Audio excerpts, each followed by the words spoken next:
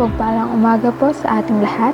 Ako po si Rain at ako po ang makakasama niya sa devotion natin ngayong araw na ito.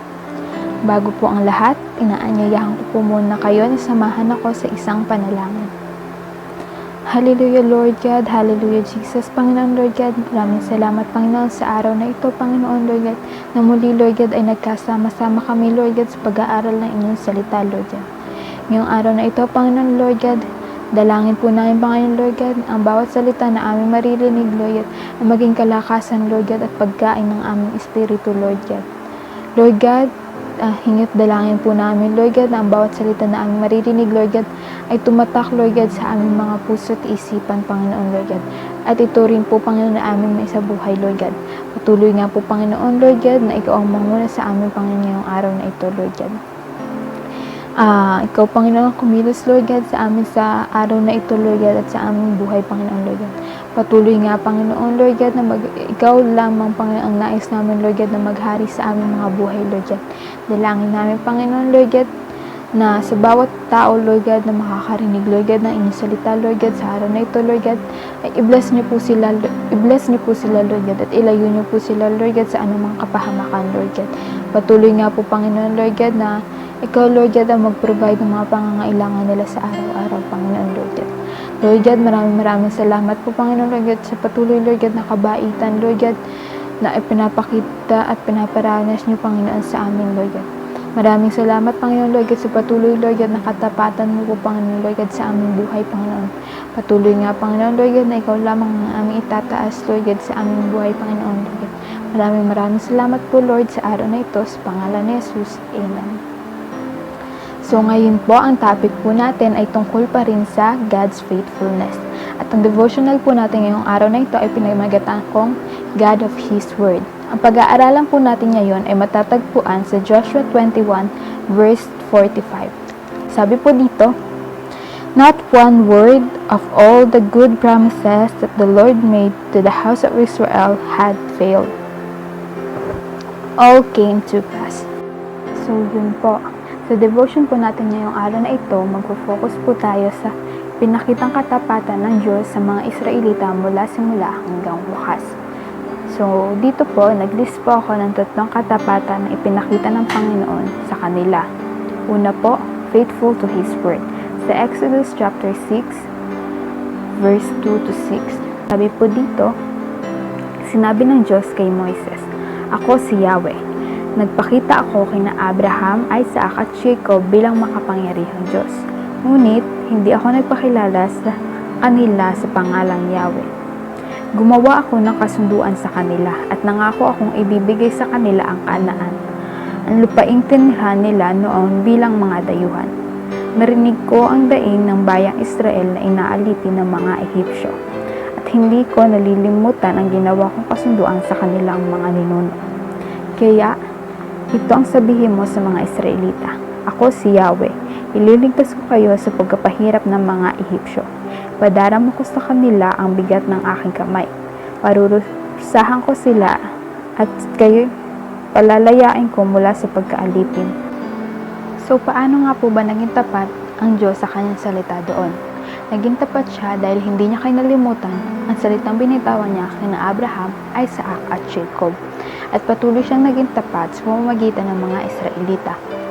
Pinagpatuloy ng Panginoon ang salitang binitawan niya kina Abraham sa pamamagitan ng mga Israelita. At doon din po, sinabi na narinig ng Panginoon ang daing ng mga Israelita na pinapahirapan ng Ehipsyo. At sa verse 6 po, sinabi ng Diyos kay Moises na sabihin sa mga Israelita na palalayain niya ang mga ito sa pang-aalipin ng mga Ehipsyo. At naging tapat ng Panginoon sa salitang yun. Dahil sa Exodus chapter 12 verses 37 to 40, makikita natin doon na pinalaya nga ng Panginoon ang mga Israelita sa Ehipsyo. Naging tapat ng Panginoon sa kanyang mga salita. At doon makikita natin na pag ang Diyos ay may sinabi o may binitawang salita, He will certainly do it. At doon din makikita natin na maaasahan ang salita ng Panginoon, na siya ay tapat at totoo. At ang Panginoon, ang katapatan niya ay patuloy na mananahan sa atin sa kasalukuyan hanggang sa hinaharap. Pangalawa po, faithful to forgive. Sa bilang 14 verse 19 to 20. Isinasamo ko nga, Yahweh, patawarin na ninyo ang mga taong ito at patnubayan sila tulad ng inyong ginagawa mula na sila'y ilabas ninyo sa Ehipto. Sapagkat kayo ay Diyos ng pag-ibig at handang magpatawad sa mga nagkakasala. Sinabi ni Yahweh, dahil sa panalangin mo, pinapatawad ko na sila. Doon nga po sa verse na yon na nagdasal si Moises sa Diyos na patawarin na ang mga Israelita sa kasalanang nagawa nila. At dahil nga ang Diyos ay pag-ibig at siya ay mapagpatawad, ay pinatawad niya ang mga Israelita sa kanilang mga kasalanan. At hindi lang yun. Kung patuloy po natin babasahin ang Exodus 14, doon din po sinabi na patuloy na pinatnubayan ng Panginoon ang mga Israelita patungo doon sa pangako na binitawan niya sa kanila at sa kanilang mga ninuno. Sinabi din po sa 1 John 1:9, if we ask for forgiveness, God is good to forgive us. Yun nga po na pag humingi tayo ng kapatawaran sa Panginoon, nanalangin tayo sa Kanya at humingi ng tawad sa mga kasalanan na nagawa natin, ang Diyos ay mabuti at Kanya tayong papatawarin. At hindi lang yon, tayo ay lilinisin niya sa mga kasalanang ginawa natin dahil nga tayo anak niya at hindi niya nais na tayo ay mapahamak. Doon nga po, makikita natin ang kabutihan at ang katapatan ng Panginoon sa atin. Despite dun sa mga pagkakasala at disobedience natin, patuloy pa rin ang Panginoon na pinapatawad tayo dahil siya ay maawain at siya ay punong-puno ng kabutihan. At ang Panginoon din po ay hindi nagbabago at hindi siya tumatalikod sa mga salitang binibitawan niya sa atin. Basta po tayo ay humingi lang ng tawad sa Kanya at hindi na ulit bumalik dun sa mga kasalanan, hindi na natin gawin ulit yung mga kasalanan na hinihingin natin ng tawad sa Kanya. Ang Panginoon ay patuloy na pagpatnubayan tayo at patuloy siyang kikilos sa ating mga buhay at patuloy siyang gagawa ng mga magaganda at mabubuting bagay sa atin. Sa pangatlo naman po, faithful in His promises. Sa Joshua 21 verse 43 to 45. Basahin ko po. Sabi po dito, ibinigay nga ni Yahweh sa bansang Israel ang lahat ng lupaing ipinangako niya sa kanilang mga ninuno. Kaya't nang masakop nila ang buong lupain, doon na sila nanirahan. Binigyan sila ni Yahweh ng kapayapaan sa buong lupain, ayon sa ipinangako niya sa kanilang mga ninuno. Hindi sila natalo kailanman ng kanilang mga kaaway, sapagkat pinagtatagumpay sila ni Yahweh laban sa lahat ng kaaway. Tinupad ni Yahweh ang lahat ng ipinangako niya sa sambayan ng Israel. So doon nga po na makikita natin na ang Diyos ay tapat sa kanyang mga pangako. Doon nga po sa Joshua 21 verse 43 to 45, tinupad na ng Panginoon ang pangako niya kina Abraham, Isaac at Jacob at maging sa mga Israelita. Narating na nila ang lugar na pinangako ng Diyos sa kanilang mga ninuno. At hindi lang yon, patuloy na naging tapat ang Panginoon sa kanila dahil sa kanilang paglalakbay ay pinatnubayan sila ng Diyos at pinagtagumpay sa kanilang mga kaaway. Doon nga po na makikita natin na kahit na anong disobedience or mga kamalian yung gawin natin sa harapan ng Panginoon, ang salita ng Panginoon ay sigurado at hindi natin yung mababago sa kahit anong gawin natin. Siya ay patuloy na magiging tapat sa atin. Doon nga po na kasi nga na nature ng Panginoon ang maging faithful. Kahit hindi tayo faithful sa Kanya, ang Panginoon mananatili siyang faithful sa atin dahil yun talaga siya. Sabi nga din po sa Matthew 24:35, Heaven and earth will pass away, but my word will never pass away. At sa Numbers 23 verse 19, God is not a man that He should lie, nor is He the Son of Man that He should change His mind. Nga po, na ang Panginoon ay tapat at totoo at siya yung Diyos na hindi nagbabago at hindi natin kayang baguhin sa kahit anong gawin natin, kahit anong sabihin natin, kahit anong kasalanan man ang gawin natin, ang Panginoon hindi yan magbabago. Kat ang Diyos ay mananatiling tapat sa ating mga buhay. At maging ang mga salita niya ay mananatili hanggang sa hinaharap. So, sa conclusion na po tayo, sabi po, sa Hebrews 10 verse 23, let us hold tightly without wavering to the hope we affirm, where God can be trusted to keep His promises. So, yun nga po na magpakatatag lang po tayo. Humawak po tayo ng mahigpit doon sa pag-asa na meron tayo sa Panginoon. Dahil ang Diyos ay tunay na tapat at ang salita niya ay laging sigurado. At magtiwala lang tayo na ang lahat ng pangako niya sa atin ay kanyang gaganapin. So, yun nga po na pagtibayin lang po natin yung pananampalataya natin sa Panginoon. Dahil ang Diyos, siya yung totoong faithful sa ating mga buhay.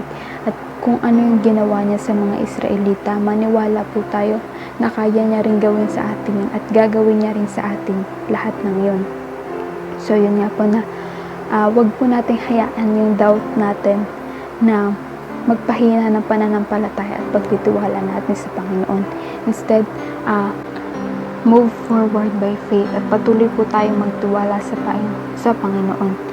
Huwag po nating hayaan yung sarili natin na ma-stuck dun sa lugar na nagpapahina o nagpapaalis ng pananampalataya natin sa Panginoon. Kung magpunta man po tayo or mangyari man po sa atin yun na humihina yung pananampalataya natin, lagi nating alalahanin na may Diyos tayo na tapat na mag-aalis sa atin sa lugar na yun, na mag-aalis sa atin sa sitwasyon na yun, at may Diyos tayo na tapat na magpapalakas at magbabalik ng lakas ng pananampalataya natin sa Kanya. So, kanya po na, if we have faith that God holds our everyday, kung may pananampalataya tayo, kung naniniwala tayo na hawak ng Diyos ang pang-araw-araw natin, mayroon din po tayong pananampalataya na hawak ng Diyos ang ating hinaharap, na hawak na ng Diyos ang ating future. Maniwala po tayo dun. Lahat ng mangyayari at nangyayari sa ating planado ng Panginoon, si God ang kumukontrol sa atin, si God ang kumikilos sa ating mga buhay. At manampalataya po tayo na kung ano man yung ginawa sa kanya sa mga Israelita, gagawin niya rin yun sa atin. Na yun nga, lagi po natin tatandaan na ang Diyos, tapat siya noon. Kung tapat siya noon, tapat siya hanggang ngayon sa atin. So, yun nga po na kung ano man po yung mga pangako na binitawan ng Panginoon sa atin, kung ano man po yung mga salita na binitawan ng Panginoon sa atin, panampalatayanan po natin. Maniwala po tayo doon. Panampalatayanan niyo po yung Diyos na nagbitaw sa inyo ng pangako na at higit sa lahat, panampalatayanan niyo po na pangyayarihin niyo ng Diyos sa ating mga buhay, sa inyong mga buhay. Dahil siya ang Diyos ng kanyang salita. Siya ang Diyos na mapagkakatiwalaan. Siya ang Diyos na maaasahan. At ang salita niya ang lagi nating maaasahan. Yun niya na siya rin ang nag-iisa at tunay na Diyos na tapat at hindi nagbabago sa ating mga buhay. Tayo po'y manalangin. Hallelujah, Lord God. Hallelujah, Jesus. Panginoon, maraming salamat, Panginoon, Lord God, sa araw na ito, Lord God, sa bagong salita, Lord God, na aming natutunan, Lord God, salita na aming narinig, Lord God. Dalangin namin, Panginoon, Lord God, na ang salitang ito, Panginoon, Lord God, ay tumatak, Lord God, sa amin, Lord God, at lumago, Lord God, sa amin, Panginoon, Lord God. Maraming salamat, Panginoon, Lord God, sa katapatan mo, Lord God, sa aming mga buhay, Lord God. Maraming salamat, Lord God, sa mga pangako, Lord God, na alam namin, Panginoon, Lord God, na ginaganap mo na, Lord God, na ginagawa mo na, Panginoon, tinutupad mo na, Panginoon, so, Lord God, sa buhay ng bawat isa sa amin, Lord God. Lord God, maraming salamat po, Lord God, sa araw-araw, Lord God, na paggabay niyo po, Panginoon, sa amin, Lord God. Sa araw-araw, Lord God, na katapatan niyo, Panginoon, Lord God, sa bawat isa sa amin, Panginoon, Lord God. Maraming salamat po, Lord God, sa pagmamahal, Lord God, na binubuhos niyo, Panginoon, Lord God, sa bawat isa sa amin, Panginoon. Lord God, patuloy nga po namin, Panginoon, Lord God, hinihingi at dinadalangin, Lord God, na patuloy, Panginoon, Lord God, na ikaw ang sumama sa amin, Lord God, sa araw-araw, Lord God, na ikaw, Panginoon, Lord God, ang maghari, Lord God, sa aming mga buhay, Lord God. Lord God, sa iyo po namin, Panginoon, inaalay aming mga buhay, Lord God. Ikaw lang po, Panginoon, na aming inaasahan at pinagkakatiwalaan, Lord God, sa aming mga buhay, Lord God. Ikaw po ang may-ari nito, Lord God. Ikaw po, Panginoon, na nag-iisang Diyos, Panginoon, na may hawak ng aming mga buhay, Panginoon. Kaya, Panginoon, Lord God, inaalay po namin sa inyo ang aming mga buhay, Panginoon, Lord God. Maraming salamat po, Panginoon, Lord God, sa mahabang panahon, Lord God, na pagiging tapat mo sa amin, Panginoon, Lord God, at sa pananatiling tapat mo, Panginoon, sa aming mga buhay, Panginoon, Lord God.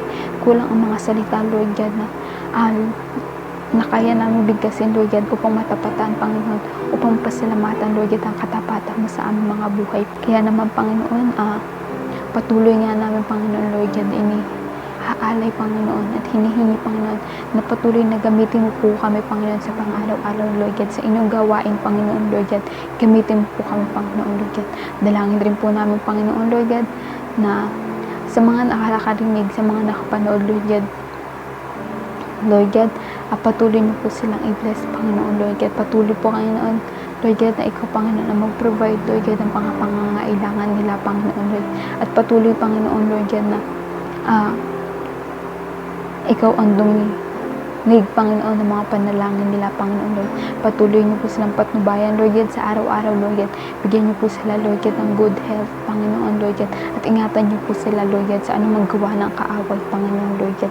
Maraming salamat, Panginoon, Lord God, sa katapatan ito, Lord God, na ibinigay niyo sa amin, Panginoon. Ay pinaparanas niyo sa amin, Lord God, sa kabutihan, Panginoon, Lord God. At sa pagmamahal, Lord God, na patuloy na ipinaparamdam niyo sa amin, Panginoon, Lord God. Tunay nga, Panginoon, na ikaw ang dakila, Panginoon. Ikaw ay dakila, Panginoon, Lord God, sa aming mga buhay, Lord. Ikaw ang nag-iisang Diyos, Panginoon, na naghahari, Panginoon, sa aming mga buhay, Panginoon. Lord God, maraming salamat po, Panginoon, sa araw na ito, Lord God, sa pangalan ni Jesus. Amen. At yun nga po, kung na-bless po kayo sa devotional natin ngayong araw na ito, please subscribe to our YouTube channel, Trinity Global Missionary Church. At i-like nyo rin na rin po ang page na to at patuloy po na samahan nyo kami sa gawain para sa ating Panginoon sa araw-araw. Yun lamang po. God bless. Bye!